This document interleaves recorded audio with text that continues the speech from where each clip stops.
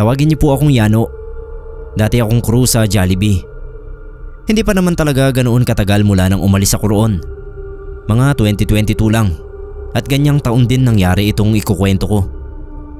Katatapos lang halos ng community quarantine noon.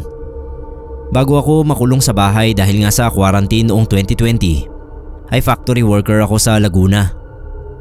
Sinuwerte lang ako na makalusot sa mga checkpoint noon. Kaya nakauwi ako sa probinsya namin. Nagtinda na lang ako ng milk tea noon mula sa bahay namin. Online lang yung mga pa-order sa ilang bahagi ng bayan namin. At ako mismo yung nagde-deliver gamit ang motor ko. Sabi nga ng iba ay pandemic business lang ang milk tea. Kaya nung magtapos ang quarantine ay medyo tumamlay din ang small business ko na nakatulong din naman sa pang-araw-araw namin ng pamilya ko. Ang naging problema ko lang noon ay masyado akong nasanay sa patambay-tambay lang sa bahay. Kaya medyo nahirapan akong mag-apply muli ng trabaho. Buti na lang at manager ng Jollibee yung isang inaanak ng tatay ko na si Merk. Sir Merk actually, pero Merk lang talaga ang tawag ko sa kanya. Naipasok niya ako sa Jollibee bilang service crew. Kahit siya na mismo ang nagsabi na hindi ako desididong magtrabaho. Aminado akong tinatamad pa talaga akong magbalik sa trabaho noon. Kaso ano pa bang magagawa ko? Nakakahiya naman kay Merk. Pinilit ko na lang ang sarili ko na gustuhing magtrabaho kahit na ayaw ko pa talaga. Ang nagbigay aliw lang talaga sa akin noon na pumasok sa araw-araw ay yung mga kwentong kababalaghan ng mga kapwa ko service crew. Marami ring branch ng Jollibee sa amin, pero yung branch na napasukan ko ay nangungupahan lang sa isang malaking building. Nasa first floor syempre, pero hanggang second floor pa yung sakop noon. Medyo mababa lang yung mga kisame ng building na yon, pero ayos na rin kasi tinatao talaga yung branch ng Jollibee dahil shopping district ang pwesto. Bago ko ikwento yung naranasan kong kababalaghan dyan, ay isishare ko muna itong kwento ng isang katrabaho ko na nauna sa akin. Tawagin na lang natin siyang Ina. Yung style nga pala ng Jollibee na ito ay parang sinadya talaga siya na pwedeng lumusot sa parking lot ng building para makapag-drive-thru. Bisperas ng Pasko yata yon o New Year. Basta alinman sa dalawang okasyon, kaya maraming nagte-take out. Na-long car na raw sila noon sa drive-thru, kaya pinalabas na si Ina para salubungin yung mga sasakyan at mag-take ng order. Sa ganoong paraan ay mas mapapabilis ang operasyon dahil pagtapat ng mga customer sa drive-thru window ay magbabayad na lang sila tapos diretso na sa kabilang bintana para kunin yung order. Drive-thru, syempre puro sasakyan lang dapat doon.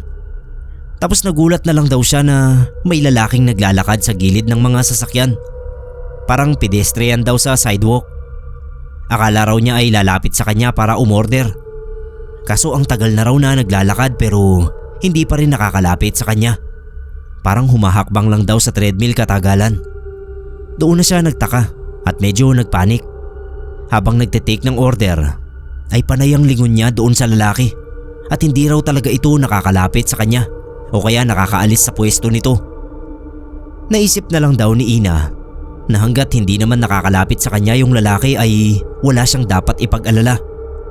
Kaso paglingon niya raw uli rito ay nagulat na lang siya dahil tumatakbo na parang naka-fast forward at pasugod sa kanya.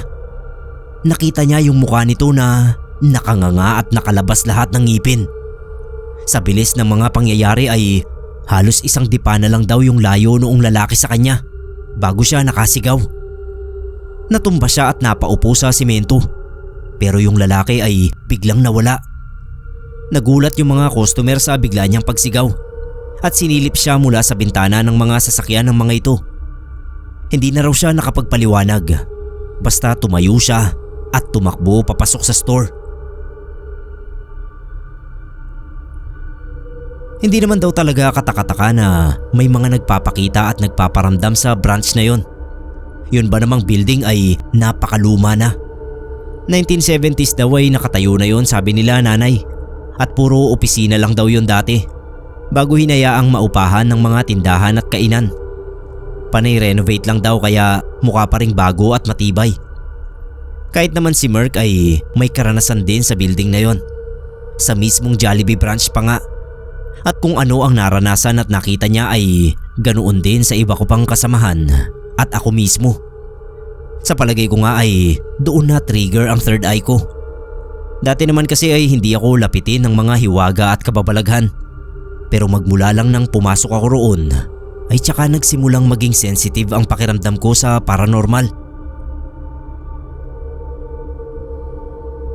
Hinding-hindi ko makakalimutan ang unang beses kong naranasan na multuhin sa Jollibee.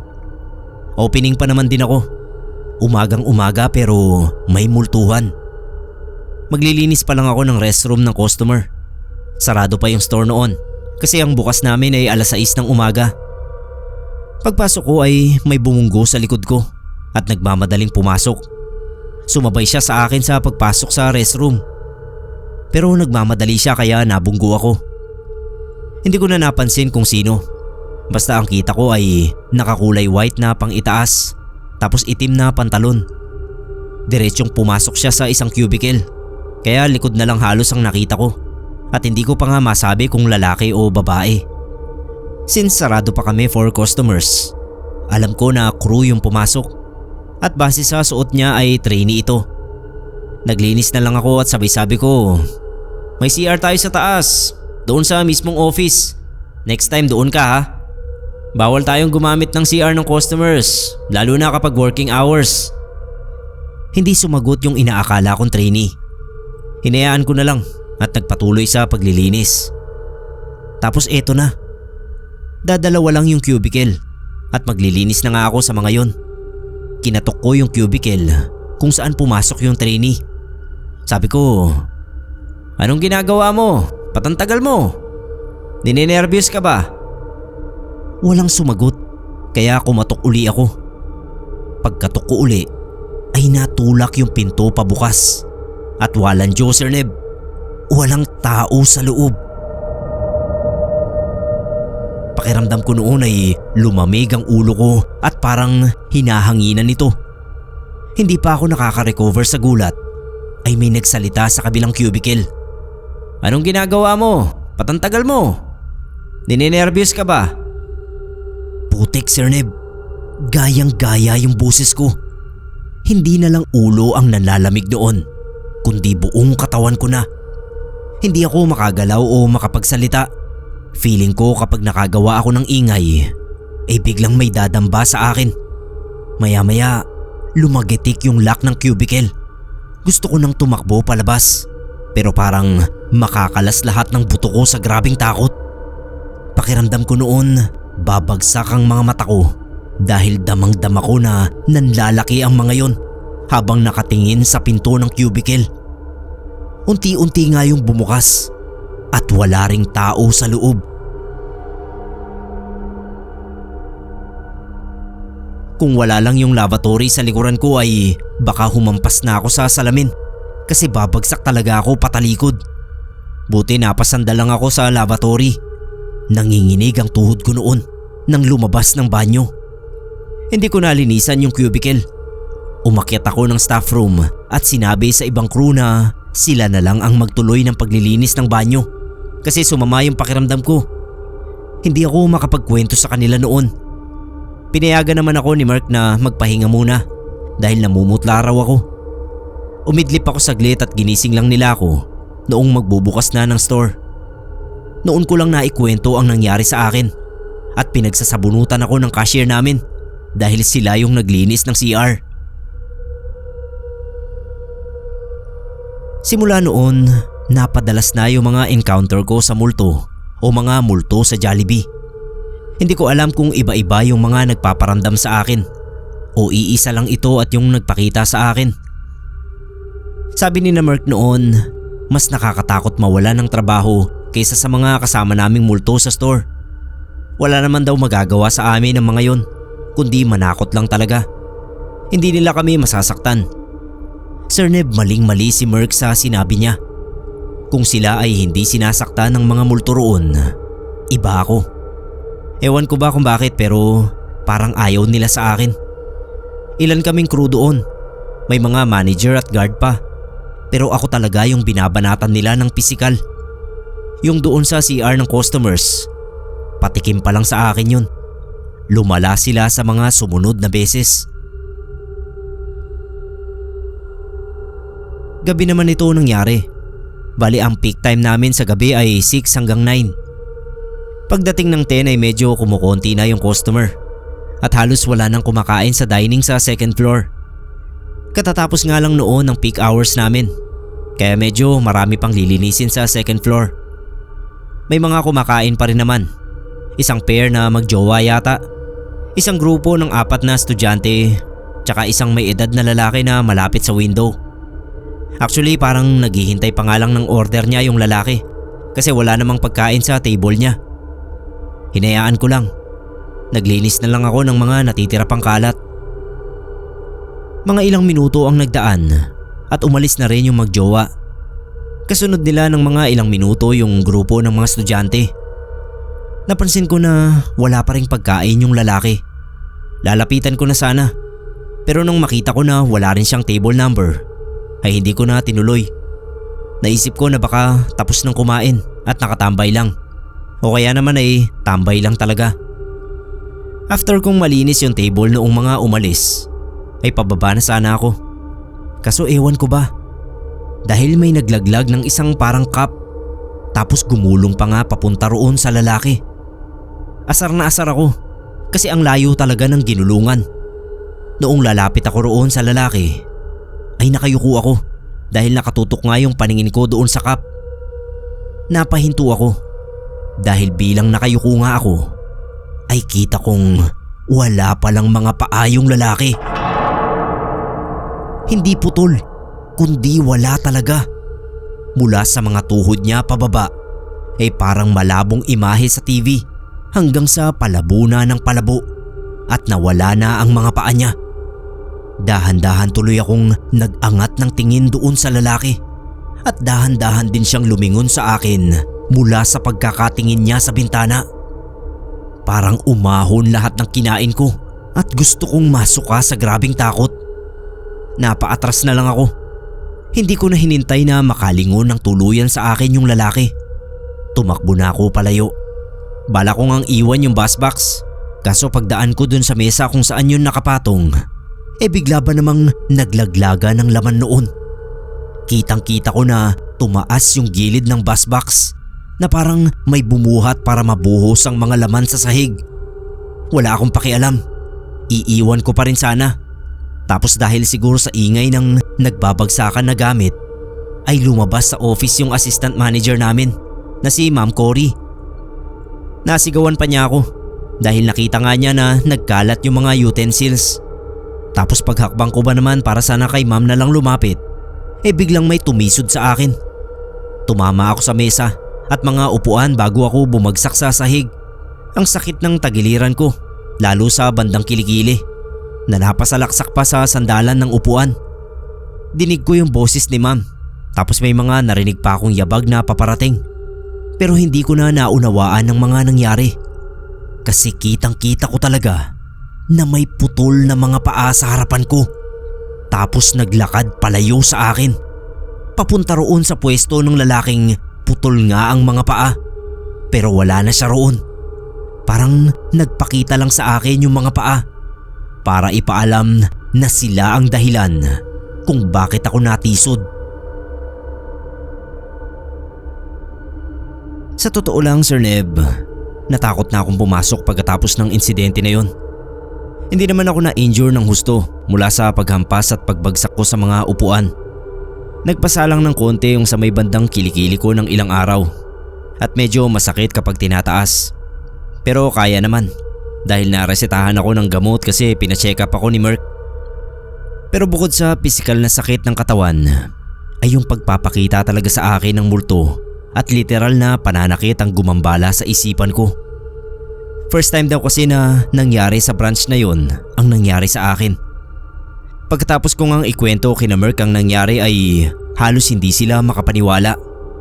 Pina-review pa nga ni Merk yung kuha sa CCTV at wala ngang nakitang tao roon sa sinasabi kong pwesto noong lalaking putol ang mga paa. Pero nakuhanan yung paggulong ng cup sa pwestong yon at nakita yung bigla akong natigilan at napahinto ng kung ilang segundo rin. Tinanong ako ni Merc kung anong balak ko. Kung papasok pa ba uli ako o magre-resign na. Dahil sa mga naranasan ko. Mauunawaan daw niya kung aalis na ako. Dahil kahit siya raw ay parang gusto na lang din na magpalipat ng branch. Para daw kasing poltergeist yung nagpakita sa akin. Gaya nga ng sinabi ko ay gusto ko na talagang umalis noon. Ang kaso yun naman yung time na bumanat ng sali sa microfinance ang nanay ko. Tapos ako yung inaasahan niya na tutulong sa kanya sa weekly na paghulog doon. Sabi ko nga kay nanay na gusto ko nang mag-resign. Dahil natatakot na akong bumalik sa trabaho ko. Dahil nananakit yung multo roon. Alam mo Sir Neb, parang wala siyang narinig. Sabi lang niya ay sino raw ang tutulong sa kanya sa paghulog kung magre-resign ako. Yamot na yamot ako. Kaso sa kabilang banda ay inisip ko na lang din na hindi naman na siguro mauulit ang nangyari sa akin. Isolated case kumbaga. At syempre pa ay mali na naman ako. May trainee kami noon. Siguradong tao na itong trainee na ito. Kasi third day na niya nang mangyari ang insidenteng ito. Tapos nakakausap at nakakasama rin siya ng ibang crew at nina Merc. Closing kami noon at ako ang magbabalik ng ibang item sa loob ng freezer. SOP na sa trabaho namin at sa iba pang fast food na kapag magbabalik ng item sa freezer ay dapat 2 tao ang gagawa noon. Isa ang nasa loob at may isang bantay sa labas para maiwasan ang aksidenteng pagkakasara ng freezer at makulong ang tao sa loob. So sabi ko doon sa trainee ay siya yung magbantay sa labas. Kita ko mula sa loob yung trainee. Kaso medyo malabo yung imahe niya dahil sa PVC curtain. Habang binabalik ko yung mga patties at hotdog ay palinga-linga ako sa labas. Nakatayo lang yung trainee at walang kakilos-kilos. Ewan ko ba kung bakit pero bigla akong kinabahan. Hindi maganda yung kutob ko kaya binilisan ko na at dali-dali nang lumabas. Paghawi ko ng PVC curtain, wala palang tao sa labas. Wala yung trainee. Nabwisit agad ako kasi iniwan pala ako ni Loco sa freezer. Pero bukod doon ay kinakabahan din ako. Kasi sino o ano pala yung nakikita kong hugis tao noong nasa loob ako. Jerwin! Tawag ko doon sa trainee.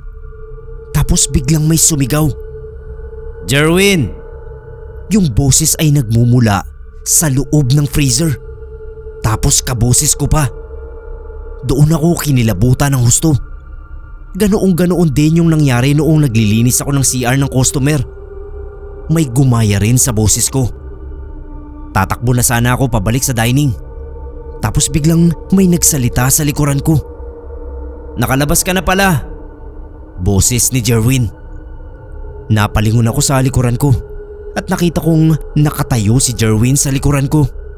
Hindi ko alam kung ano ang gagawin ko dahil hindi ko na alam kung tao pa ba si Jerwin o baka ginagaya lang siya. Hindi ako makapagsalita. Okay ka lang? Tanong ni Jerwin. Kanina pa ako rito pero hindi kita nakitang lumabas. Paano mo nagawa yon? Hindi pa rin ako makapagsalita sa sobrang kalituhan. Hanggang sa iniwan na ako ni Jerwin at sinabing tatawag siya ng ibang crew dahil natatakot siya sa akin. Sa point of view pala ni Jerwin ay hintay siya ng hintay sa akin na lumabas mula sa freezer. Sinilip pa raw niya ako dahil tinatawag ko siya. Pero nang tignan niya ay wala raw ako sa loob. Tapos pagtingin niya uli sa labas ay naroon na ako. Kaya pala nagtataka siya kung paano ako nakalabas nang hindi niya nakikita. Syempre sinabi ko rin yung side ko na akala ko ay nakatayo lang siya roon sa labas. Tapos wala naman pala. Hindi talaga namin maipaliwanag kung paanong hindi kami nagkita paglabas ko. Sobrang weird pero kinilabutan talaga kami pareho. Ang nangyari tuloy ay hindi na tumuloy sa pagpasok si Jerwin. Okay na sana siya, kaso mahina pala sa kababalaghan. Noong makita ko siya uli, samang inasal na siya pumasok. Tinulungan daw siya ni Ma'am Cory na makapasok na lang doon bilang sister companies lang naman ng Jollibee at Mang Inasal. Sabi nila Merc, kapag daw nagkaroon uli kami ng trainee ay hindi na ipapa-assist sa akin dahil lapitin ako ng mga multo. Sabi ko naman, isang-isa na lang at magre-resign na talaga ako. Bahala na ako si nanay sa babayaran niya. At parang joke naman Sir Neb, nang magkaroon ng sunod na panggagambala sa store ay hindi na ako nakaranas noon kundi si Merc na mismo at dalawa pang crew na tawagin na lang nating Joseph at Ben. Opening si Merc at syempre pa siya talaga yung magbubukas ng store. Siya lang mag-isa noon at sanay na raw naman siya na makakita ng mga tao sa peripheral niya. Hinahayaan na lang niya at nagdarasal daw siya na proteksyonan siya ni God laban sa mga may balak gawan siya ng masama. Effective naman daw lagi ang prayer niya dahil bukod sa natitigil ang mga pagpapakita sa kanya ay kahit pagpaparamdam ay hindi na nangyayari. Pero nung araw na yun, parang masyadong agresibo daw yata yung nakatira sa store. Nakita niya raw si Ben na pumasok sa office tapos dumiretso sa CR. Nasa mismong loob ng office si Merc dahil may inaayos pa siyang inventory kaya hindi na niya pinansin si Ben. Inisip na lang niya na hindi siya nito nakita kaya hindi man lang nag-good morning. Mga ilang saglit ay nakarinig daw siya ng mga kalabugan sa baba. Since sobrang aga pa noon ay dinig na dinig talaga ang mga ingay dahil wala pa gaanong tao kahit sa mga katabing store. Napalabas siya at tinawag si Ben.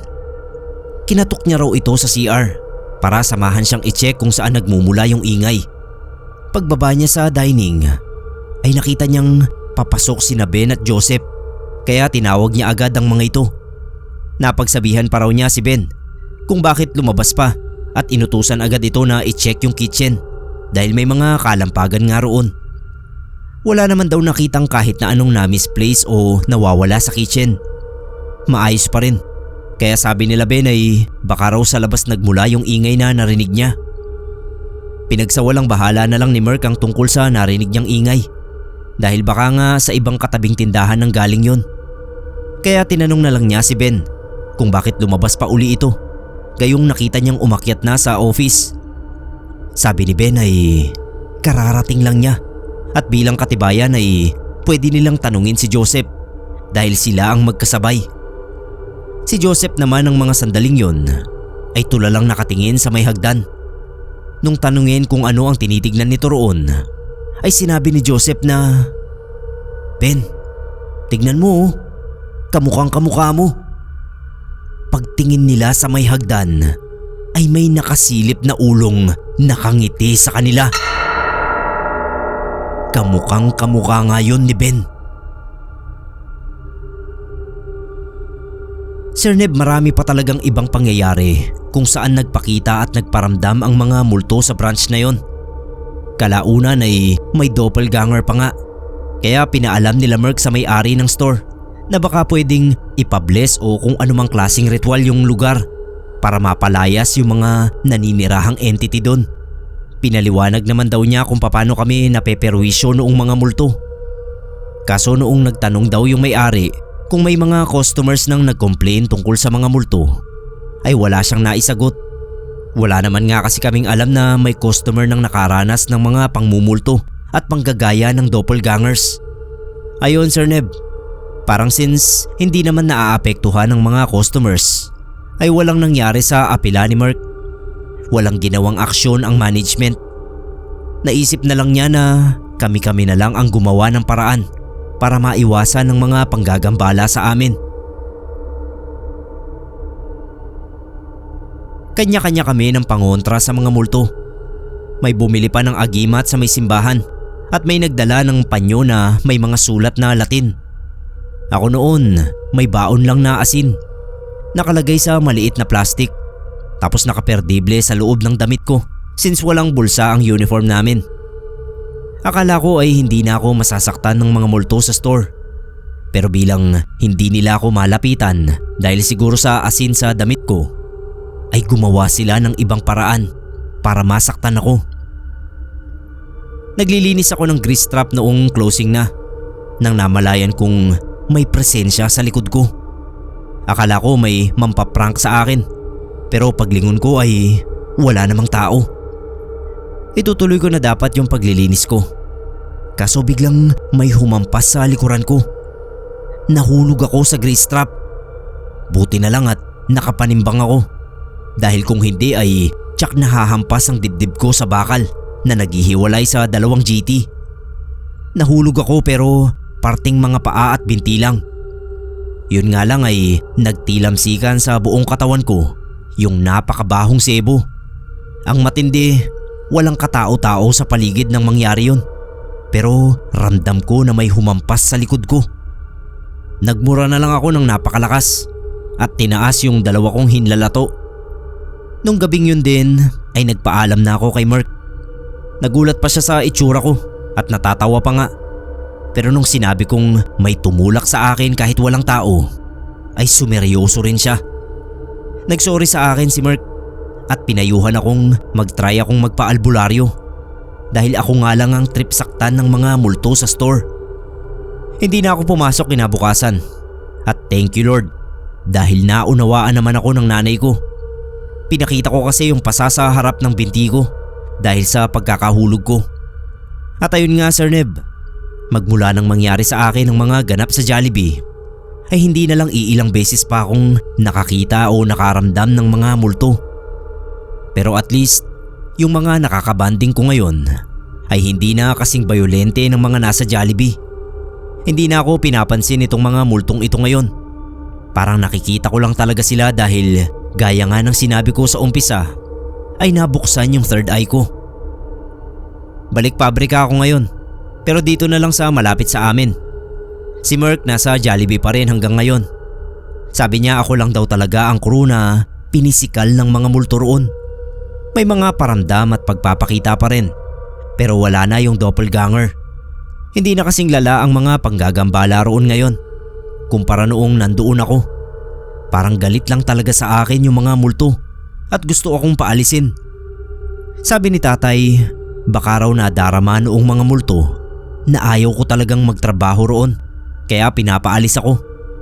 Ewan ko rin kasi katagalan naman ay nasanay din ako sa trabaho. Pero dahil nga sa mga pananakot sa akin ay nawalan ako ng gana. Idagdag pang kaya lang talaga ako nakatagal doon ng 4 na buwan ay dahil sa binabayaran ng nanay ko. Hindi ko rin nga alam. Baka tama nga si tatay. Baka masyado lang akong negatibo noong umpisa. At yun ang naka-attract sa mga multo sa akin.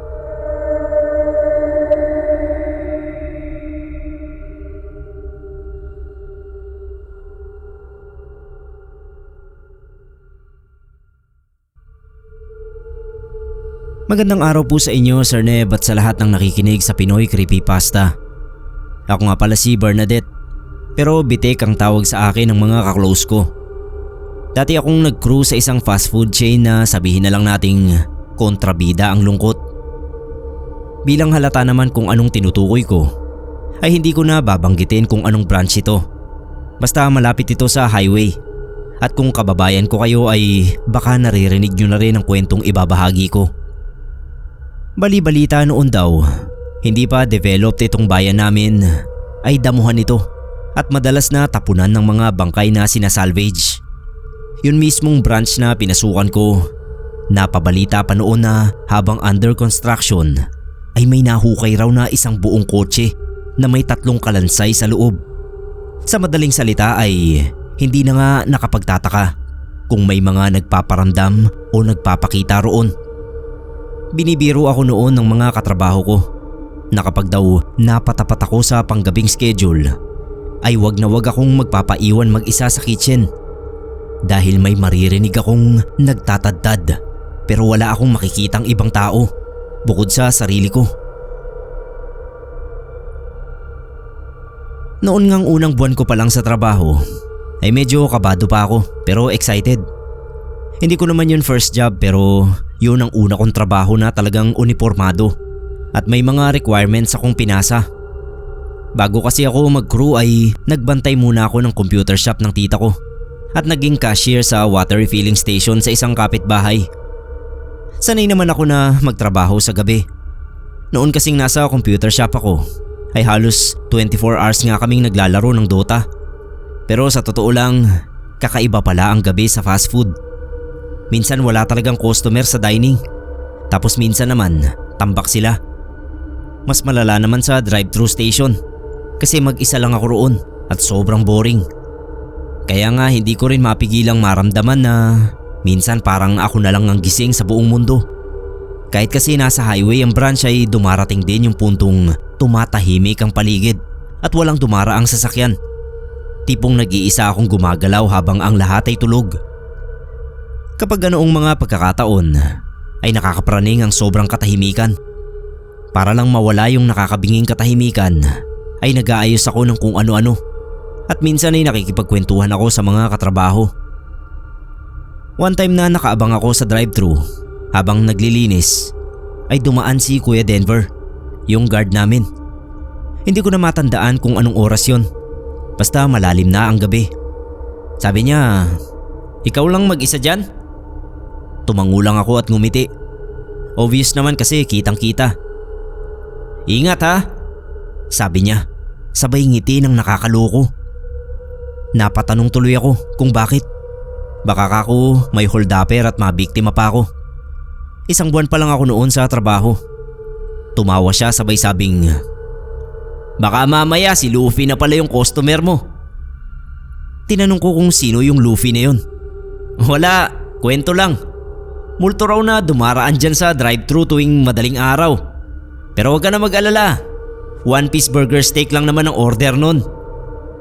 Tumatawa si Kuya Denver kaya naisip ko baka ginagago lang ako. Kapangalan noong nasa 1-piece kaya nagtanong ako kung bakit nila nabansagan o tinawag na Luffy yung multo. Kako kung humahaba rin ba yung braso. Sinakyan ko na lang yung trip ng guard namin. 1-piece burger steak ang order." Sabog ang tawanan namin ni Kuya Denver. Naisip ko noon na talagang nantitrip lang siya. Nung gabing yun nga, habang nasa kalagitnaan ako ng tahimik na pagkakalkal ng mga cord ng thermal paper, ay biglang may bumusina sa may likuran ko. Ang sama sa pakiramdam. Focused ako sa ginagawa ko tapos may manggugulat. Pero syempre alangan namang murahin ko yung bumusina. Humarap na lang ako sa bintana at naroon sa labas ang isang puting kotse na old model. Halos dungawin ko na yung bintana pero wala akong nakitang driver sa loob ng sasakyan. Napakadilim kasi. Itsurang tinted yung salamin pero hindi. Nakabukas yun sigurado ako. Pero wala akong makitang tao. Kamuntik na akong mapatalon nung may magsalita mula sa loob ng sasakyan. 1-piece burger steak. Parang nangapal yung batok ko sa kilabot. Yung boses kasi ng customer parang nanggagaling sa ilalim ng lupa. Sobrang lalim at hina. Parang nanginginig at nag-e-echo. Kinilabutan ako.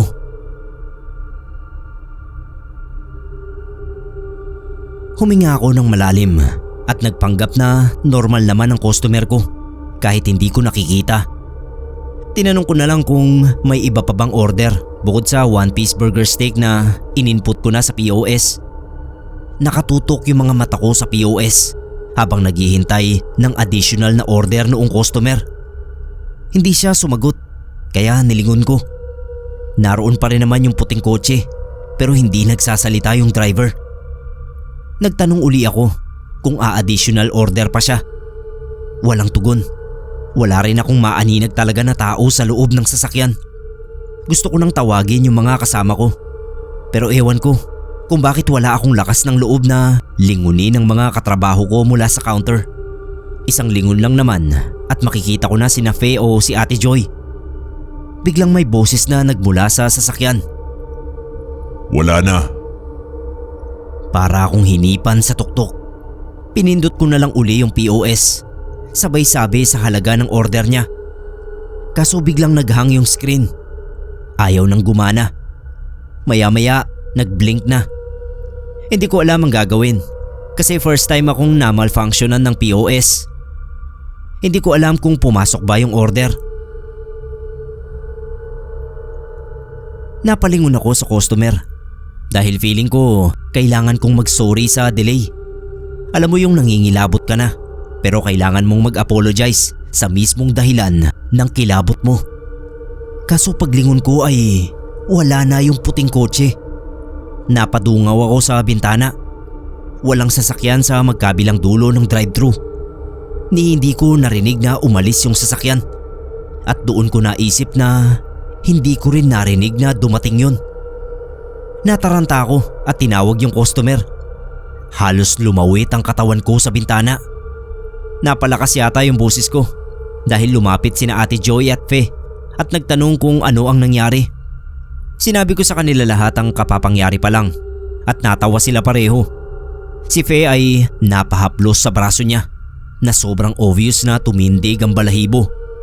Kinikilabutan siya pero tumatawa pa rin. Si Ate Joy dumayo pa sa kitchen tapos narinig ko na nagtawanan sila roon at parang may hindi pa makapaniwala. Tanong ako ng tanong kay Fe, ano baka ako yun? Pinagtitripan baka ako nila ako? Todo tanggi si Fe. Sabay sabi na nagpakita sa akin si Luffy. Doon ako natauhan at naalala na nabanggit na nga pala ni Kuya Denver ang tungkol kay Luffy at sa One Piece Burger Steak. Gusto kong sugurin sa labas si Kuya Denver ng mga sandaling yun. Kaso may dumating na nakamotor na kailangan kong iserve syempre. Nung mga sandaling yun ay himalang maayos na uli yung POS. Parang nan-trip lang din. Mabuti at tao na talaga yung umorder kasi nakikita ko na yung muka. Wala kasing helmet. Nakasando nga lang tapos nakatsinelas sa pagkakatanda ko. Hindi ko na malaman kung paano ako nakapagtrabaho ng maayos noon dahil nagsunod-sunod na yung customers. Nung mauubos na yung sasakyan ay nagpaalam ako saglit kay Fe na siya na muna sa station dahil kakausapin ko lang saglit si Kuya Denver. Sina Ate Joy at yung mga nasa kitchen. Gusto akong usisain sa nangyari pero hindi kami makapagkwentuhan dahil nga busy na bigla. Tapos nung makatsyempo ako ay pinuntahan ko nga si Kuya Denver sa harap. Pilit ko siyang pinapaamin na sabihin na sa akin na siya yung nan-trip sa akin. Alangan naman ka ako na pagkatapos lang niyang i-share sa akin yung tungkol kay Luffy tsaka ako mumultuhin. Pero matigas si Kuya Denver sa pagtanggi. Parang napikon nga yata siya sa akin. Saan naman ako kukuha ng kotse? Sabi niya. Nagko-commute lang ako papasok at pauwi. Tapos papakitaan pa kita ng kotse para lang pagtripan? Mag-isip ka nga. Naisip ko noon na posibleng may kaibigan siya na may kotse at yun ang kinunsyaba niya para pagtripan at takutin ako. Tapos naisip ko, paano naman masasabotahe ni Kuya Denver pati yung POS? At dahil parang napikon na nga siya sa akin ay hindi ko na lang pinilit. Baka mapokpok pa niya ako, mas nakakatakot yun. Ilang araw na chismis sa store ang tungkol sa karanasan ko kay Luffy. Sabi ng ibang crew, baka winelcome lang ako. Maraming nagsasabi sa mga katrabaho ko noon na naranasan din nila ang paramdam ni Luffy at halos katulad lang din ang nangyari sa akin. May conspiracy theory nga raw sila tungkol sa sinasabing multo na yon. Ang sabi, baka raw hindi naman talaga multo si Luffy, kundi tao lang din na kasabwat ng mga store manager para takutin kami. Kasi pati POS namamanipula. Biglang nagahang kapag nariyan si Luffy. Parang sinasadya. Gusto kong isipin na ganoon nga dahil sa totoo lang ang hirap tanggapin na minulto ako. Pero ano pa nga bang magagawa ko? Nangyari na. Tuloy na lang ang buhay. Sa awa naman ng Diyos ay matagal-tagal pa bago naulit ang karanasan ko sa drive-thru. Makaraan ang unang pagpapakita sa akin ni Luffy. Pero kung akala ko ay una at huling karanasan ko na yon sa kababalaghan, ay maling-mali pala ako. Isang hapon yun. Sa counter naman ako nakapwesto. Pasado 2:00 na nang mapansin ko ang isang babae. Nakaupo siya sa dulong table malapit sa salamin. Nakaitim na hoodie. Nakatupi yung mga kamay sa ibabaw ng mesa. Wala siyang pagkain sa harap. Ni walang baso man lang ng tubig. Naagaw niya yung atensyon ko kasi hindi ko man lang napansin na dumating siya. Gayong matik na napapaangat ang ulo ko kapag may pumapasok. Hindi ko na lang din ginawang big deal. Kasi normal na rin sa store na may papasok tapos hindi naman umu-order. Parang tumatambay lang at nagpapalamig habang may hinihintay. Minsan kapag dumadating yung kamit nila ay tsaka sila o-order. At minsan naman ay lalabas lang din na walang ino-order kapag dumating na yung kamit. Hindi ko na lang pinansin yung babae at nagpatuloy sa trabaho. Mga ilang minuto lang. Pagtingin ko uli ay wala na siya. Hindi ko pa rin pinansin. Normal naman na umalis talaga sila nang hindi bumibili. Sabi ko nga tumatambay lang. Ilang araw pa ang nagdaan. Sa counter pa rin ako. Habang busy sa pagtanggap ng order, ay napalingon ako sa may dulong table malapit sa salamin. Naroon na naman yung babaeng naka-hoodie. Tinitigan ko na talaga siya noong nalibre ako sa customer. Doon ko napansin na wala siyang kakilos-kilos. Maliban sa malaking itim na hoodie, ay nakasuot siya ng itim din na pajama. Para yung jogging pants na mahigpit yung laylayan, tapos nakayapak. Nanlaki yung mga mata ko. Kasi anong trip yun? Bakit siya nakayapak? Nakakapagtaka lang na hindi siya pinapansin ng ibang customer, na parabang ako lang ang nakakakita at nawiwirduhan sa pagyayapak niya sa fast food. Bigla ay naisip kong baka ako lang talaga ang nakakakita doon sa babae na yon. Kaya naisipan kong sabihin sa katabi ko. May customer pa yung katabi kong cashier na si Tanya, kaya hindi ko siya maistorbo. Nakatutok lang yung tingin ko doon sa babaeng naka-hoodie. Nung umalis yung customer ni Tanya, ay tsaka ko siya nilapitan at tinuro yung babae. Pero natigilan na lang ako kasi wala na yung babae sa pwesto. As in, lumapit lang ako kay Tanya ay naglaho na yon na parang bula. Para tuloy akong timang na nagpalinga-linga para hanapin ito. May lumapit na customer kaya inasikaso ko muna. Nung mga oras na yon ay naiisip ko ng hindi na normal ang mga misteryo na nararanasan ko sa branch na yon. Hinintay ko lang na mag-end ang shift ko at nakipagkwentuhan na ako sa kasama kong si Kuya Vic. Siya yung kasabay kong mag-out kaya sa kanya ako nagsabi ng mga naranasan ko. Normal yun dito, sabi ni Kuya Vic. Di ba nga at may nahukay raw na kotse na may 3 kalansay dito noon? Baka sila yung nagpapakita. Naalala ko nga yung usap-usapan na yon. Pero tinanong ko rin si Kuya Vic kung sa palagay ba niya ay hindi kami pinagtitripan lang ng mga manager. Binanggit ko sa kanya yung theory na tinatakot nga lang kami. Pero tumawa lang siya. Ewan ko, baka nga. Basta kung ano man yung makita mo, wag mo na lang siguro pansinin. Hindi naman nananakit eh. Sagot ni Kuya Vic. At na-realize ko na ganoon na nga lang siguro ang gagawin ko. Deadma since hindi naman nga nananakit. Bahala sila magsilabasan dyan. Si Luffy man o si ate na naka-hoodie.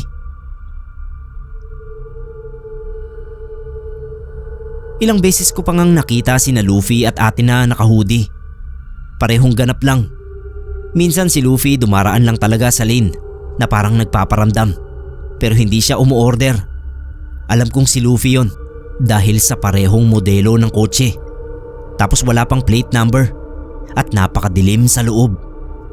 Pasalamat na lang ako na sa buong kontrata ko sa fast food ay mabibilang sa daliri ang mga pagkakataon na nakikita ko si Luffy o yung kotse niya. Yung si ate na naka-hoodie naman, minsan ibang cashier ang nakakakita. Tapos ituturo niya sa amin o sa akin pero hindi ko nakikita. Minsan naman ay ako lang ang nakakakita. Parang nag-iini-mini mo siya kung kanino magpapakita. Pero gaya nga ng payo ni Kuya Vic, hindi ko na lang sila pinapansin. Paendo na ako nung may pumasok na isang part-timer. Itago na lang natin siya sa pangalang Nick. Second year college daw siya at working student. Sabi ng manager namin ay dati raw may kaya yung sina Nick. Nalaman niya hindi base sa interview kundi base sa pangalan ng mga magulang. Ahente raw kasi ng lupa yung kapatid ng manager namin. Tapos yung parents naman ni Nick ay isa sa mga kliyente noon na nagpapabenta ng properties. Rush daw at bagsak presyo dahil kailangan ng pera. Basta sa madaling salita ay naghirap sila Nick Tapos sa resume pa niya ay galing siya sa isang malaking university sa Maynila at biglang nag-transfer sa State University sa probinsya namin. Noong makita ko yung si Nick, Diyos ko po, naawa ako. Matangkad na payat, tapos ang kinis ng balat at mamula-mula pa yung mga daliri. Halatang hindi sanay magtrabaho. Pero ayun nga, at nag-part-time siya habang nag-aaral din sa State University dito nga sa amin.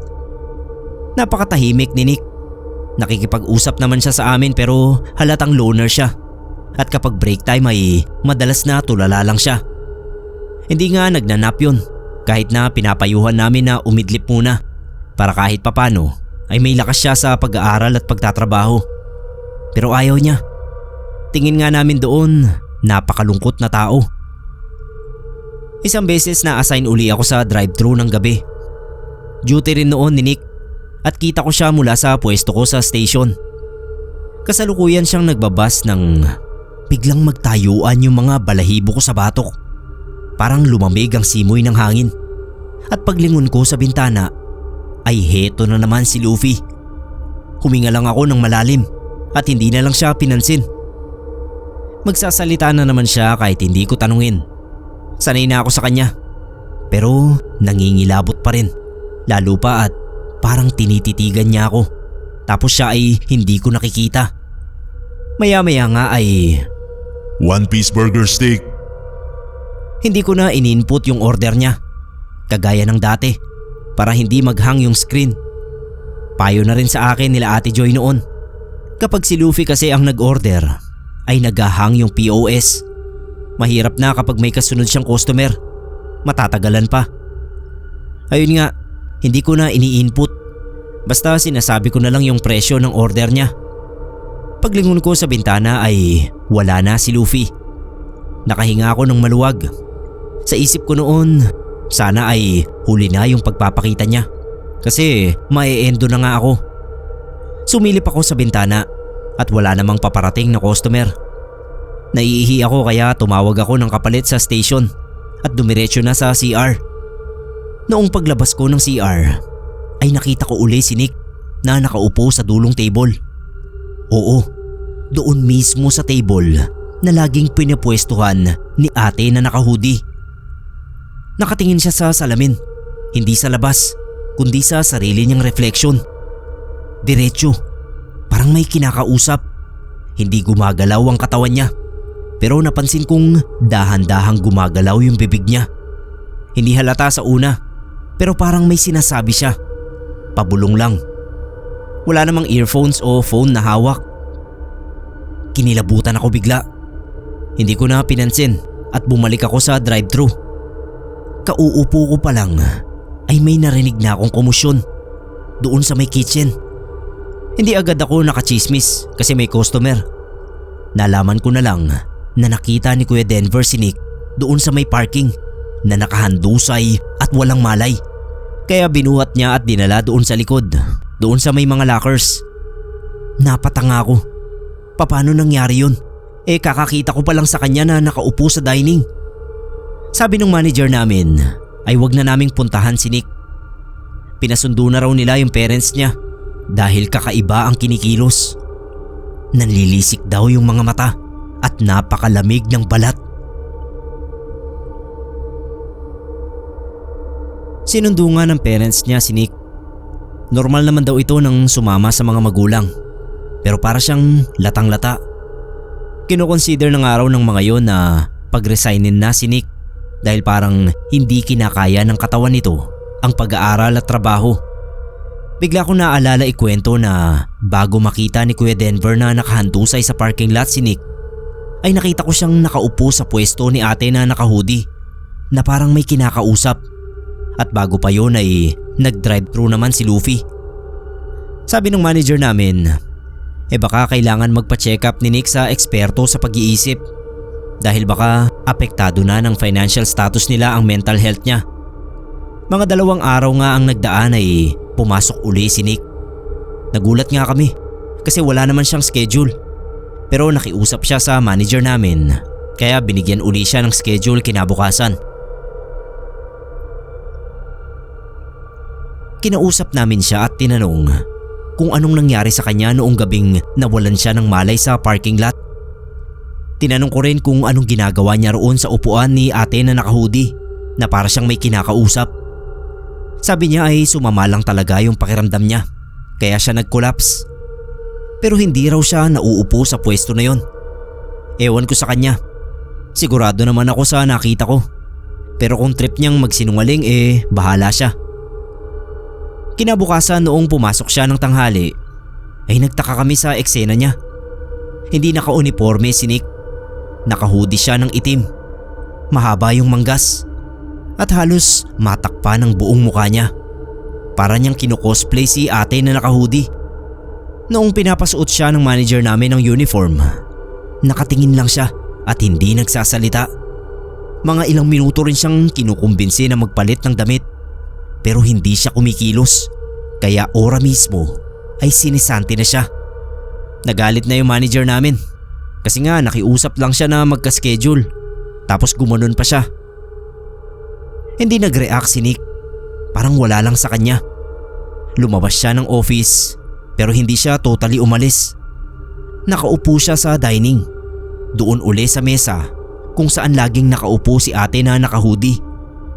Nagbubulungan na kami noon na parang may tama na sa tuktok si Nick at parang nananadya na. Pinabayaan lang siya ni Kuya Denver. Akala raw ay nagpapalamig lang. Pero pagkatapos ng ilang minuto, dumiretso siya sa drive-thru window. Kumakatok. Ako yung naka-duty noon. Tinignan ko lang siya tapos pinapaalis ko kasi nga para namang ewan. Wala naman siyang sasakyan. Tumawa lang siya. Tapos paglingon ko uli sa bintana, wala na siya roon. Dumungaw ako at walang katao-tao. Biglang pumasok si Ate Joy at sinabi na nandoon daw sa loob at nakaupo si Nick. Tapos sabi raw nung dalawang bagong cashier sa counter ay may babae sa tabi niya. Nakaitim na hoodie rin. Pareho silang nakayuko. Pero ang nakakapangilabot ay yung dalawang cashier lang ang nakakakita. Napalunok ako. Bumilis ang tibok ng dibdib ko. Tanghaling tapat pero parang umangat ang buhok ko sa batok. Maya-maya ay may bumusina sa drive-thru. Paglingon ko normal na sasakyan naman. Pero sa gilid ng drive-thru window ay naroon na naman si Nick. Nakasilip at nakangiti. Hindi ko siya pinansin at in-entertain lang yung order ng customer sa sasakyan. Si Ate Joy naman narinig ko na may tinatanong kung nasa dining pa ba si Nick. May narinig akong sumagot ng oo. Nanlaki talaga yung mga mata ko kasi kaharap ko si Nick sa bintana. Nakatingin pa rin siya sa akin. Tapos parang hindi siya nakikita noong mga nasa loob ng sasakyan na customer.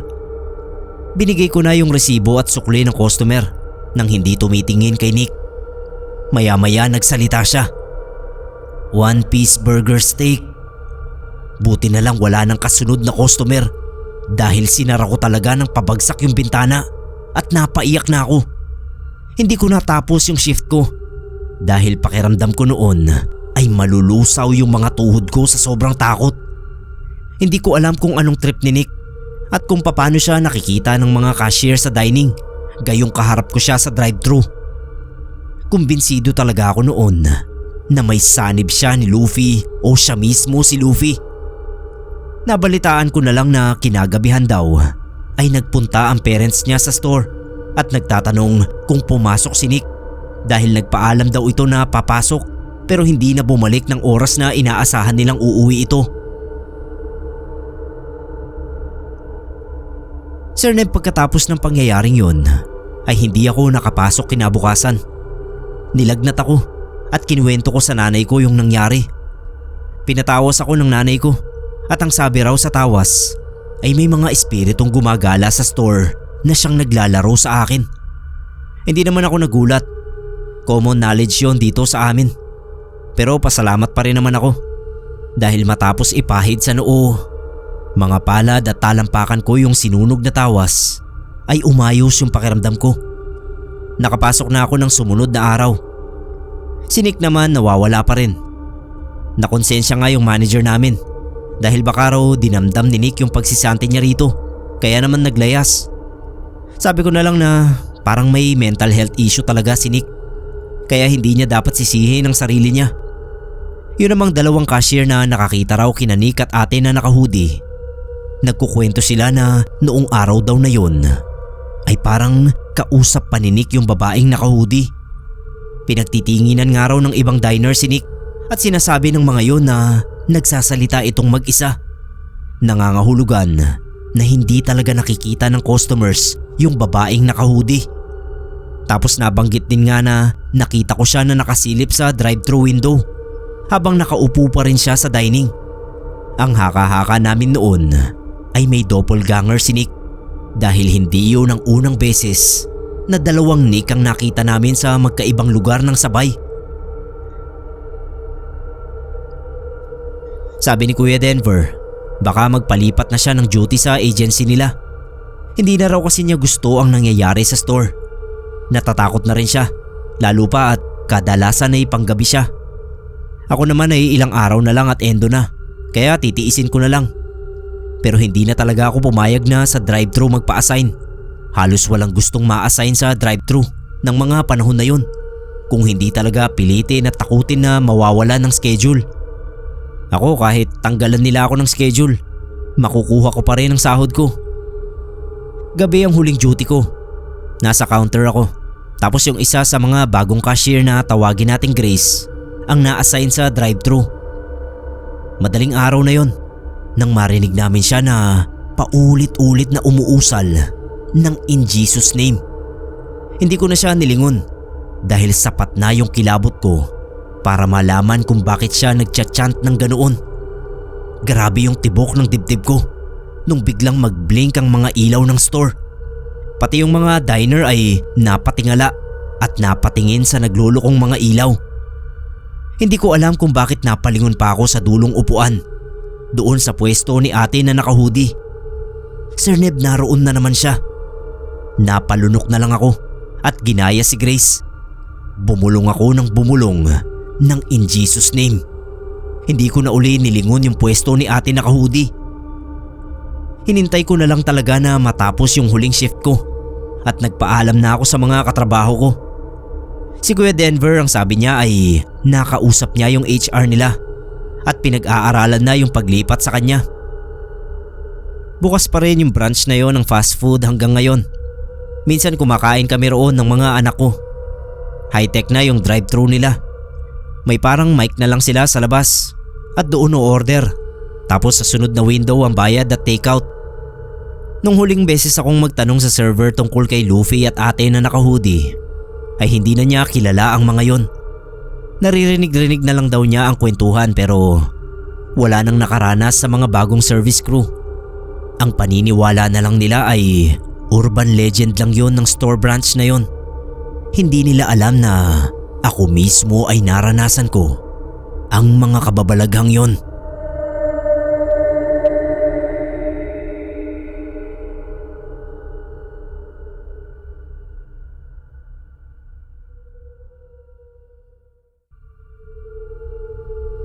Hello po Sir Neb at hello Pinoy Creepypasta. Cholo po ang pangalan ko. Kinukumbinsi lagi ako ng girlfriend ko na ipasa ko raw dito yung kwento noong unang beses kong natuklasan na bukas pala ang third eye ko. Kaya eto na po. Medyo mahaba nga lang ito. Sana mapili. Pasensya kung hindi ito yung mga nakakatakot na kwentong lagi nating naririnig dito sa channel. Wala talaga akong third eye. Ni hindi nga ako noon naniniwala sa multo. Kasi wala pa naman akong nakikita. Meron akong ilang mga kaibigan na nakapagkwento ng mga karanasan nila na may kinalaman sa mga kaluluwa. Pero feeling ko yung iba imbento lang. Kunwari na lang na naniniwala ako sa mga kwento nila kahit hindi naman. Tumigil ako sa pag-aaral matapos ang unang taon ng kolehiyo. Nabaon sa utang noon si mama. Nagpatong-patong yung mga problema kaya ayun, ako na yung nag-volunteer. Total bata pa naman ako, sabi ko kay mama. Mag-iipon muna ako para sa susunod na taon ay magtutuloy-tuloy na yung pag-aaral ko. Marami akong trabahong inaplayan hanggang sa natanggap ako bilang service crew sa isang branch ng Jollibee malapit sa amin. Medyo nanlumo ako nang sabihin na isa ako sa mga mapupunta sa panggabi. Bale simula 9 PM hanggang 5 AM ang trabaho ko. Siyempre nung una para akong zombie sa bawat shift. Hindi pa nakakapag-adjust ng maayos yung body clock ko. Kalaunan, nasanay na lang ako sa halos gabi-gabing puyat. 4 kaming crew sa shift, tapos isang security guard. Isa sa mga napansin ko sa pagtatrabaho ng night shift, sobrang weird ng mga customer, lalo na kapag hating gabi na. Sa umaga kasi syempre mga empleyado, estudyante, biyahero, yun ang madalas mong makasalamuha. Pero iba sa night shift. Isang beses, pumasok ang isang matandang lalaki at isang babae na putok ang makeup sa muka. Nakamask yung lalaki. Halatang ayaw ipakita yung mukha niya. Yung babae lasing. Bawal yon pero kapag mga ganoong oras, hindi na gaanong naghihigpit yung security namin. Siya yung umorder. Yung lalaki ang nagbayad. Pumwesto sila sa dulo.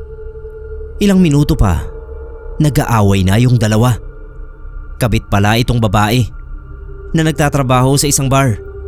Ang gusto iwanan na nung matandang lalaki yung pamilya niya para makapagtanan na sila. Rinig na rinig sa loob ng Jollibee yung pag-aaway nila. Hiyang-hiya yung lalaki. Yung babae walang pakialam. Meron na ring nagsabunot ang babae sa loob. Lalaking nakabrief lang nang pumasok at umorder ng rice at chicken na take-out. Grupo ng mga baklang may kasamang poging lalaki. Habang hinihintay nila yung order, casual na kinuwento sa akin ng isang bakla na binili nila yung lalaki ng isang buong gabi. Ni hindi ako makatingin doon sa lalaki kasi kahit ako hiyang-hiya sa narinig ko. Ilan lang yan sa mga weird na bagay na nangyayari kapag hating gabi na sa mga fast food. Sabi nga nung mga kasama ko, wala pa raw yan. 1 buwan pa lang ako.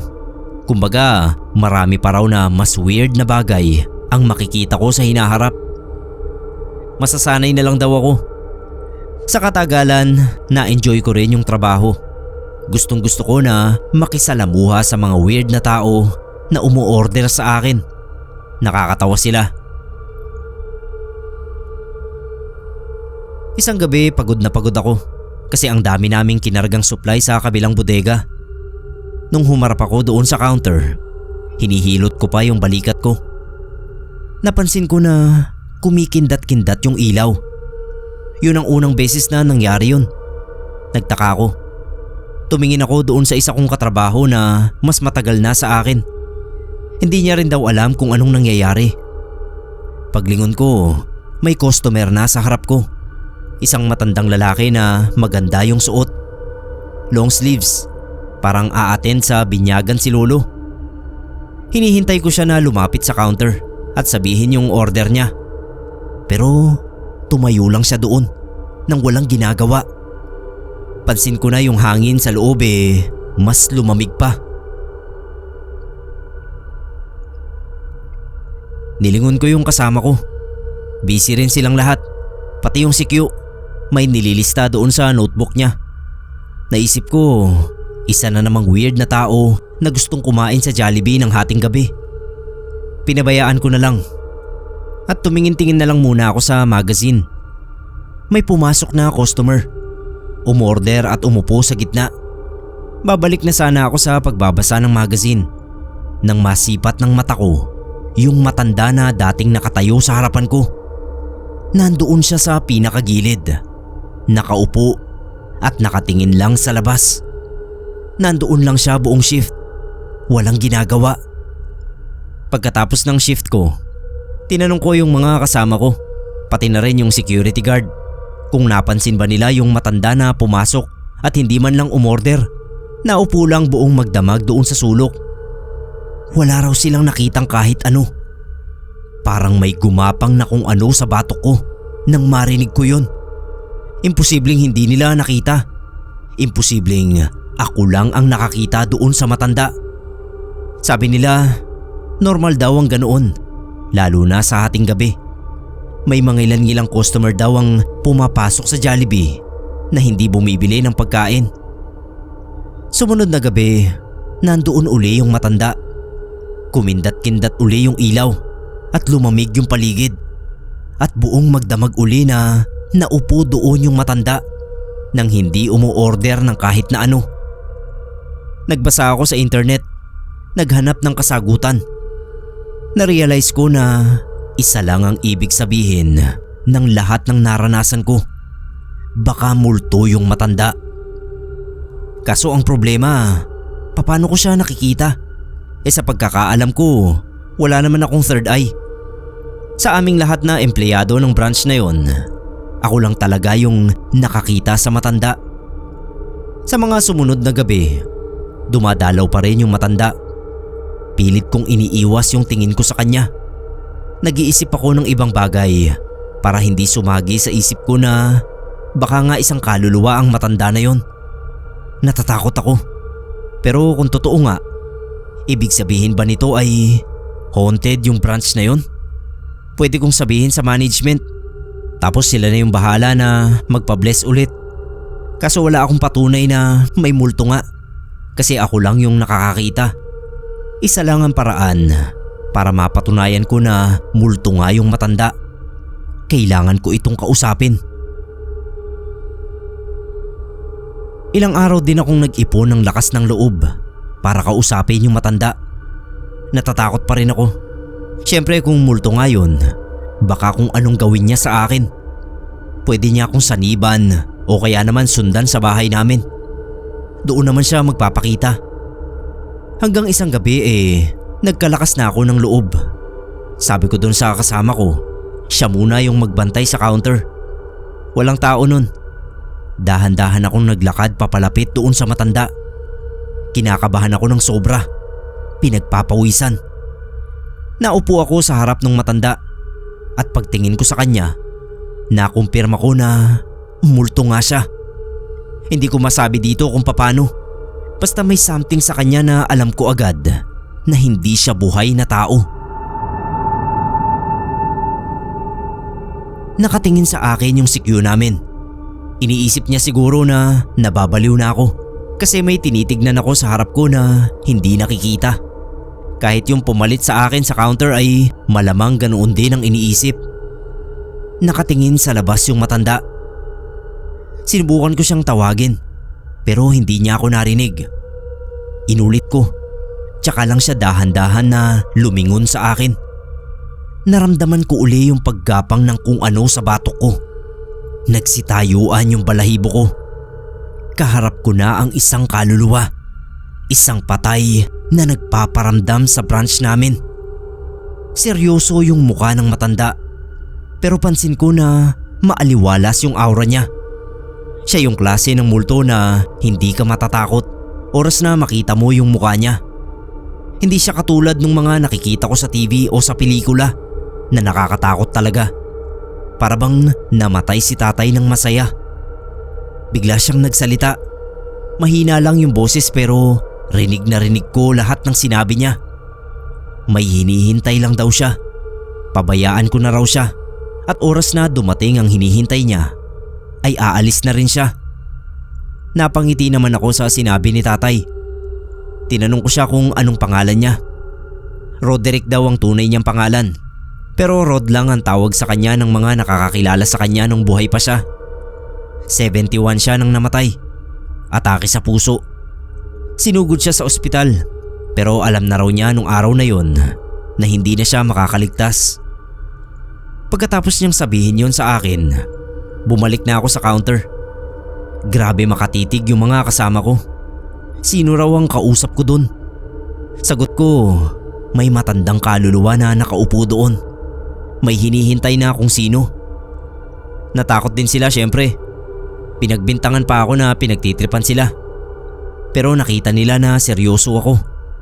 Kahit ako rin kasi hindi makapaniwala na nakakita ako ng kaluluwa. Pagkatapos ng shift, pumunta ako sa isang paranormal expert. Nahirapan pa ako kasi yung office nila tagong-tago. Kinuwento ko sa kanya yung mga nangyari. Tinanong ko kung bakit ako nakakakita ng kaluluwa kahit wala naman akong third eye. Sagot niya, may mga kaso raw talaga na ganoon. Bigla-bigla na lang nabubuksan ng third eye kahit dati naman ay hindi. Isa sa mga rason siguro ay nung nagtrabaho ako ng panggabi kasi may kakaibang energy raw ang gabi. At kapag lagi kang active sa mga ganitong oras, may nagbabago raw sa sarili mo. Malamang ay aksidente rin daw na nabuksan ang third eye ko. Tutal nandoon na rin naman ako. Kinuwento ko na rin ang tungkol sa matanda. Ligaw na espiritu raw ang matanda.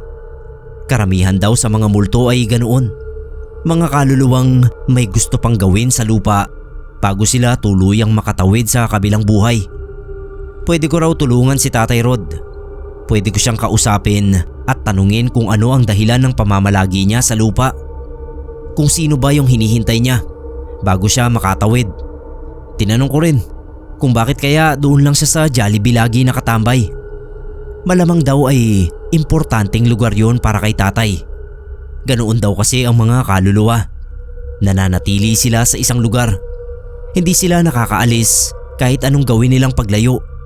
Ang tanging makakapagtanggal lang daw sa kanila sa taling yun ay kapag natupad ang gusto nilang gawin sa lupa. Sunod na gabi, hinintay ko ulit si Tatay Rod. Gusto ko siyang kausapin. Gusto ko siyang tulungan na makatawid sa kabilang buhay para matahimik na rin ang kaluluwa niya. Maaga akong pumasok sa trabaho. 7 pa lang yon, on the way na ako sa branch. Sabi ng mga katrabaho ko na kaka-out lang, wag ko raw masyadong galingan kasi baka ma-promote ako. Naghintay ako na dumating si Tatay Rod. Ang bagal talaga ng oras kapag may hinihintay ka. Akala ko nga hindi na siya darating. Mga bandang 1:00, tsaka ako nakita yung pagkindat ng mga ilaw.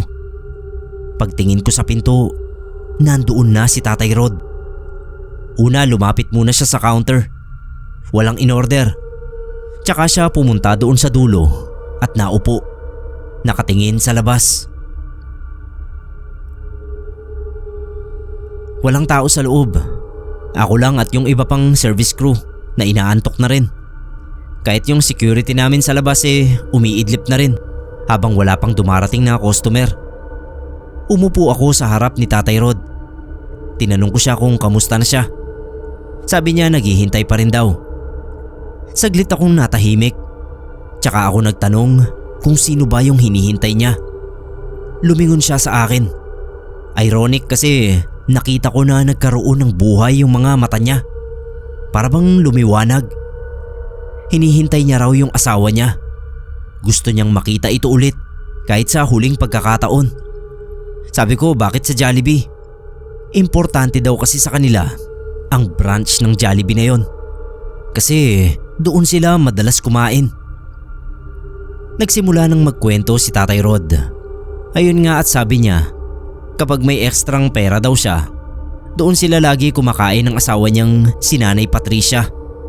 Marami daw silang masasayang alaala doon. Yun ang dahilan kung bakit importante para sa kanila yung branch na yon. Kasi nga, yun na rin yung mga huling sandali na nabubuhay pa si Tatay Rod. Bago raw mamatay si Tatay Rod, sinabi niya kay Nanay Patricia na kung sakali raw na mamatay siya nang hindi nakakapagpaalam, isang lugar lang daw ang babalikan ng kanyang kaluluwa. Nangako raw si Tatay Rod na hihintayin niya si Nanay Patricia kasama ang mga anak nila. Tatawid lang siya sa kabilang buhay kapag nagkita silang lahat sa huling beses. Natouch talaga ako sa kwentong yon ni Tatay Rod. Naging biglaan daw ang pagkamatay niya. Kaya hindi siya nakapagpaalam ng maayos. Kaya rin bumabalik-balik sa branch na yon ang kaluluwa niya. Tinanong ko si Tatay Rod kung bakit hindi na lang niya puntahan sa bahay nila yung pamilya niya. Umiling-iling yung matanda. Marami na raw siyang bagay na unti-unting nalilimutan. At saka kahit anong gawin niya ay hindi raw siya makaalis sa lugar na yon. Tama nga yung eksperto na kinonsulta ko. Pinangako ko kay tatay na kahit anong mangyari, tutulungan ko siya. Sabi ko, pupunta ako sa bahay nila at sasabihan si Nanay Patricia na hinihintay siya ni Tatay Rod. Nginitian niya ako at nagpasalamat. Tapos tumayo siya at naglaho papunta sa labas. Bumalik na rin ako sa pwesto ko. Sakto naman na may pumasok na customer. Kinabukasan, hindi na ako umuwi sa bahay para matulog. Tinandaan ko yung instruction ni Tatay Rod kung paano makakarating sa bahay nila. Isang sakay lang daw ng jeep, tapos maglalakad ako papasok sa subdivision. Parang maze yung napasukan kong subdivision. Paikot-ikot yung daan. Pare-pareho yung bahay. Kung hindi nga lang ako tinulungan ng isang ale na nakasalubong ko, baka hindi ko nahanap yung bahay nila Tatay Rod. Pagdating ko doon, nag-doorbell ako at naghintay na lumabas. Tinanong ako nung dalaga kung anong pakay ko. Sa tansya ko wala pang 18 yung edad nung dalaga. Sabi ko kaibigan ako ni Tatay Rod. Gusto ko lang makausap yung asawa niya na si Nanay Patricia. Nagtiwala naman sa akin yung dalaga. Pinapasok niya ako at pinaupo sa sofa. Nagdala pa siya ng maiinom. Saktong-sakto kasi ang init sa labas. Rachel daw yung pangalan niya. Bunso sa magkakapatid. Tinanong niya ako kung kaano-ano ko si Tatay Rod at kung bakit ko raw gustong makausap ang mama niya. Hindi na ako nagpaligoy-ligoy pa. Sabi ko may third eye ako at may multong laging pumupunta sa branch na pinagtatrabahuhan ko.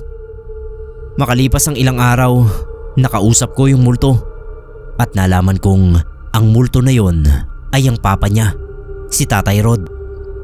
Kinuwento ko lahat ng nangyari, pati na rin yung dahilan kung bakit hindi pa rin makaalis doon yung papa niya.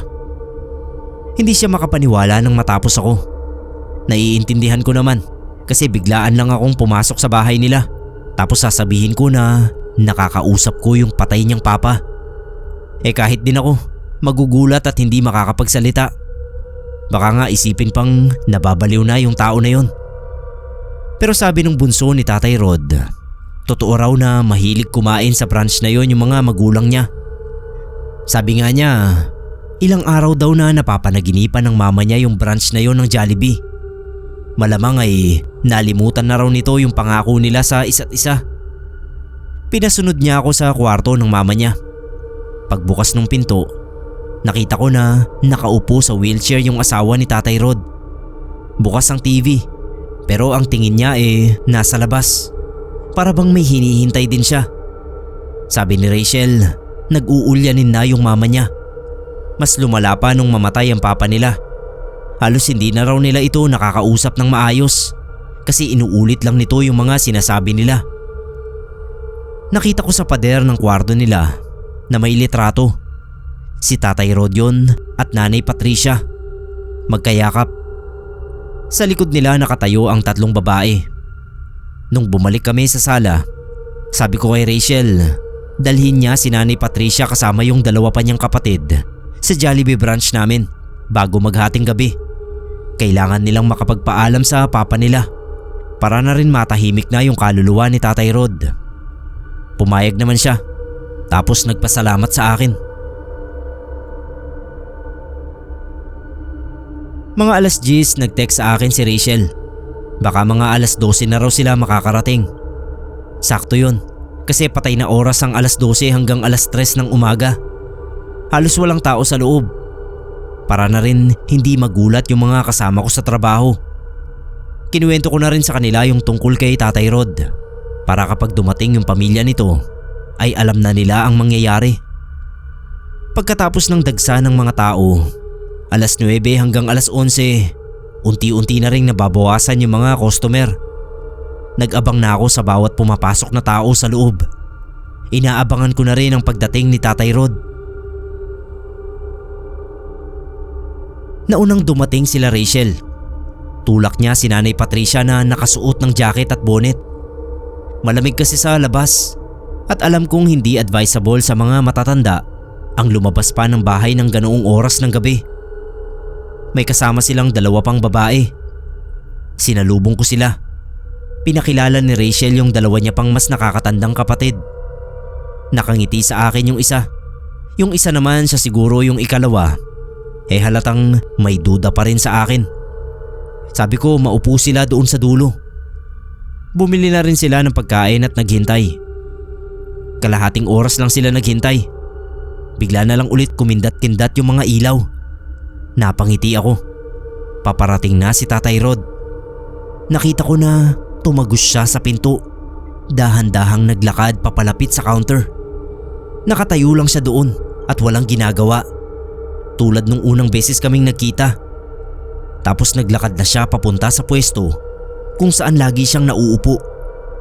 Bago pa siya makarating sa upuan ay natigilan siya. Nakita niya yung pamilya niya. 3 anak at asawang ilang dekada niya ring nakasama. Tinawag niya si Nanay Patricia. Lumingon naman ang matanda. Hinanap kung saan nanggagaling yung boses. Lumapit si Tatay Rod at inakap niya ang kanyang buong pamilya. Hindi ako magsisinungaling.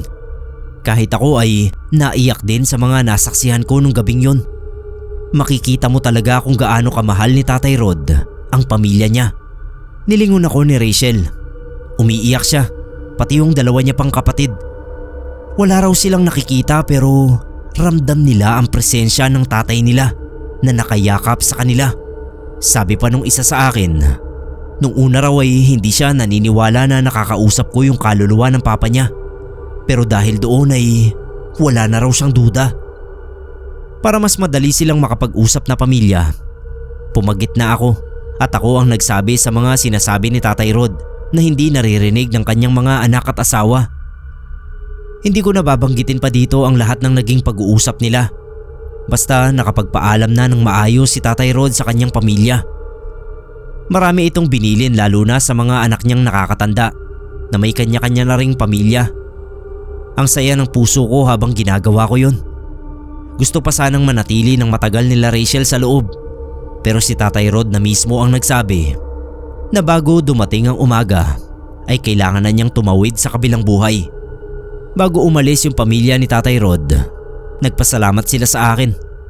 Niyakap nila ako isa-isa. Nung makaalis sila, si Tatay Rod naman ang nagpaalam sa akin. Sinamahan ko siya sa labas ng branch ng Jollibee. Ang saya-saya ng itsura niya. Panatag na raw ang loob niya na iiwan ang mundong ito dahil nakausap na rin niya sa wakas ang kanyang mga anak. At dahil daw yun sa akin. Sa pagkakataong yun, hindi lamig kundi init ang naramdaman ko. Taliwas sa mga sabi-sabi na malamig daw ang mga kaluluwa. Nakita ko na dahan-dahan na nawala si Tatay Rod. Ang saya ko nung gabi na yun. Pakiramdam ko may nagawa ako na sobrang importante. Hindi na ulit dumalaw pa sa branch namin si Tatay Rod. Siyempre dahil nakatawid na nga siya sa kabilang buhay. Yung mga anak ni Tatay Rod paminsan-minsan pa rin na pumupunta sa amin para kumain. Madalas ay hating gabi sila kung pumunta. Pagkatapos kong magtrabaho doon, tumuloy na ako sa pag-aaral. Sabi ng mga katrabaho ko, malungkot man daw ay mababawasan na raw ang takot nila sa night shift. Kasi wala ng crew member na may third eye na bigla na lang magsasalita kasi may kinakausap na multo. Natawa na lang ako. Bago ako gumraduate ng kolehiyo, nabalitaan ko na namatay na si Nanay Patricia. Dumalaw ako sa kanila nung araw ng burol. Napakalungkot na balita. Pero siguro sa ngayon, magkasama na sila ni Tatay Rod. Kumakain ng Chicken Joy. Yun kung merong branch ng Jollibee sa langit.